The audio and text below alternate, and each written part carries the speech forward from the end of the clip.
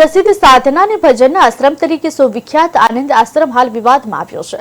બિલખા ખાતે આવેલ પૂજ્ય ગુરુદેવ નથુરામ શર્મા, જેમણે આશ્રમની સ્થાપના કરી હતી, એ બ્રાહ્મણોને વૈદિક જ્ઞાન અને કર્મકાંડની વિદ્યા વર્ષોથી આપવામાં આવે છે।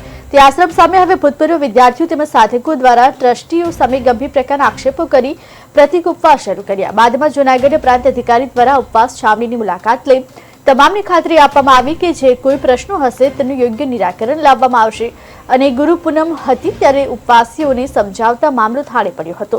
બનાવને પગલે આશ્રમ બહાર ચુસ્ત પોલીસ બંદોબસ્ત ગોઠવી દેવામાં આવ્યો।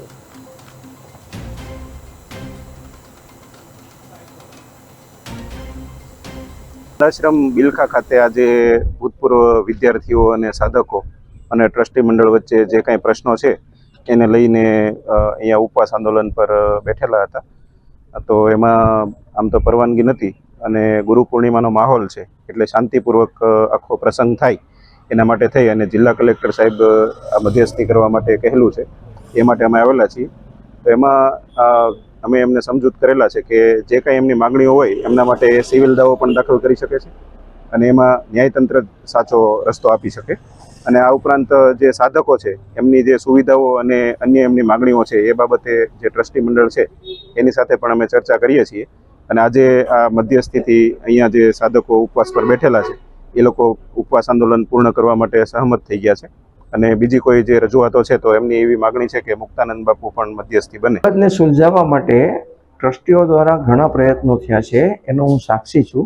મને જ આ જવાબદારી સોંપવામાં આવી 4 તારીખે મેં અગાઉથી જાણ કરીને અહીંયા બેઠો તો આખો દિવસ આ લોકોમાંથી કોઈ પણ મળવા આવ્યું નથી, એમને સમાધાનનો મૂડ જ નથી, એમના વિષયને ચગાવવો છે એવું દેખાય છે અત્યારના વ્યવહાર ઉપરથી। કારણ કે આવતીકાલે આશ્રમનો સૌથી મોટો એક કાર્યક્રમ છે અને મેં એમને વિનંતી કરેલી છે કે આ આશ્રમ છે એ સાધકોનું શ્રદ્ધા કેન્દ્ર છે, કોઈની શ્રદ્ધા ડગે નહીં એ જોવાની બધાની ફરજ છે। તમે તો પૂર્વ વિદ્યાર્થીઓ છો તો તમારી વિશેષ ફરજ છે। આવું કયા છતાં પણ આ બધો વિવાદ ચાલુ રાખ્યો છે। રાજકોટની જમીનની પ્રક્રિયા એકદમ કાયદાના દાયરામાં રહીને ચેરિટી કમિશનરના નિયમોને આધીન થયેલી છે અને એની વિશેષતા તો એ છે કે આ જમીન ઓછા ભાવમાં પડાવી લેવાનો જે કારસો હતો એટલે ટ્રસ્ટીઓએ આ સોદો નહીં થાય આવું કીધા પછી સમાધાનમાં એમણે પૂરતી કિંમત આપી છે। આના ડોક્યુમેન્ટ છે મારી પાસે। અત્યારે ઉપવાસ આંદોલન ઉપર જે લોકો બેઠા છે એના વિશે શું કહેશો? બધાને હેતુ અલગ અલગ છે એવું દેખાય છે। ઉપવાસમાં બેઠા છે એને હું કહીશ કે એમાં જે 3 વિદ્યાર્થીઓ છે એને ભૂતકાળમાં પાઠશાળામાંથી ગુરુજીને મારકૂટ કરવાના કારણે કાઢી મૂકેલા, સસ્પેન્ડ થયેલા છે, રસ્ટિકેટ કરેલા છે, એનો ડંખ છે ને। એક વ્યક્તિ છે એમના ઉપર તો આશ્રમ એફઆઈઆર કરેલી છે। આવા લોકો લીડ કરે છે અત્યારે આને વિષયને અને આવા લોકોની સામે બેસવાનું કઈ લાભ જ નથી। શ્રદ્ધાળુઓને શું કહેશો? શ્રદ્ધાળુઓને કહીશ કે ટ્રસ્ટીઓ તરફથી કોઈ પણ પ્રકારનું કંઈ બિલખાના તમામ ભૂતપૂર્વ વિદ્યાર્થીઓને સાથે લઈ અને અહીંયા ઉપવાસ ઉપર બેઠો છું। અહીંયા ઉપવાસ ઉપર બેસવાનું અમારું મહત્વનું મૂળ કારણ એ છે કે અમારા ગુરુદેવનો આશ્રમ આનંદ આશ્રમ એ ગુરુદેવના કોઈ પણ નીતિ નિયમ પ્રમાણે ચાલતો નથી। અમારા ગુરુદેવ ટ્રસ્ટ ડીટની અંદર આનંદ આશ્રમને કઈ રીતે ચલાવવો એ દરેક વસ્તુ લખી ગયા છે। જે ગુરુદેવના શબ્દોનું અને ગુરુદેવના ટ્રસ્ટ દીઠનું આજે વ્યવસ્થિત રીતે અપમાન થાય છે એવું કહી શકીએ અમે। અને ગુરુદેવની કોઈ પણ પરંપરાને અહીંયા જળવાતી નથી। અહીંયા વૈદિક પરંપરાના કોઈ વિદ્યા અભ્યાસ થતા નથી, તેમજ આવેલા ભૂતપૂર્વ વિદ્યાર્થીઓ સાધકો સાથે ગેરવર્તન કરવામાં આવે છે અને આશ્રમની જે કાંઈ સંપત્તિ જે અમારા ગુરુદેવ ટ્રસ્ટ દીઠની અંદર ના પાડીને ગયા છે એ સંપત્તિઓનું અહીંથી વેચવામાં આવે છે। જેણે સંપત્તિ દાનમાં આપેલી છે એને પણ ચોખવટ કરી છે।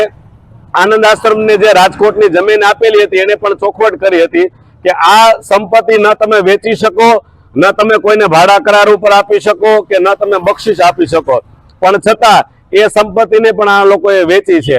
અમારી આજની માંગ ઈ છે કે આ આનંદ આશ્રમ બિલખા સાધન ભજન કરવા માટેનો ગુરુ આશ્રમ છે, યોગ કરવા માટેનો ગુરુ આશ્રમ છે. તો આનંદ આશ્રમ બિલખાના તમામ નીતિ નિયમો ગુરુદેવની પરંપરા પ્રમાણે જળવાય એ માટે અમે ભૂતપૂર્વ તમામ વિદ્યાર્થીઓ અહીંયા ઉપવાસ ઉપર બેઠા છીએ.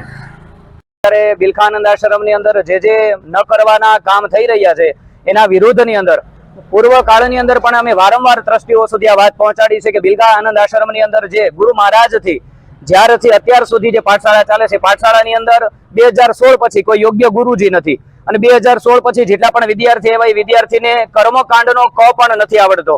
આજે એ જ બિલખાનંદ આશ્રમના વિદ્યાર્થી જ્યારે બીજા આચાર્યો સાથે કર્મકાંડ કરવા માટે જાય છે ત્યારે અપમાનિત થઈ અને પછી એને બહાર આવવું પડે છે.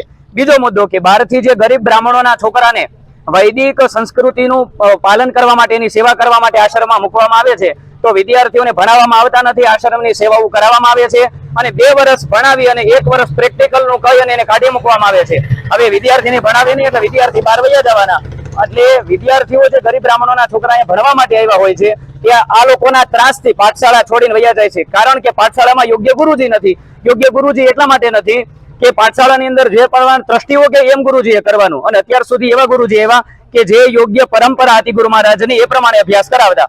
હવે ટ્રસ્ટીઓની ચાપલુસી કરતા બંધ થઈ ગયા એટલે એ ગુરુજીને રજા આપી દીધી અને શંડા મર્ક જેવા હિરણ્યકશિપુની પાઠશાળામાં હાલતા હતા એવા ગુરુજી હોય જે ગુરુજીને કલમનો ક નથી આવડતો. અત્યારના ગુરુજીને તમે કોઈ પણ વિદ્યાર્થીઓની સામે બેસાડો, સાચો ચંડી પાઠ રુદ્રાષ્ટાધ્યાયી બોલી દે તો અમારું આંદોલનમાં પૂરું કરી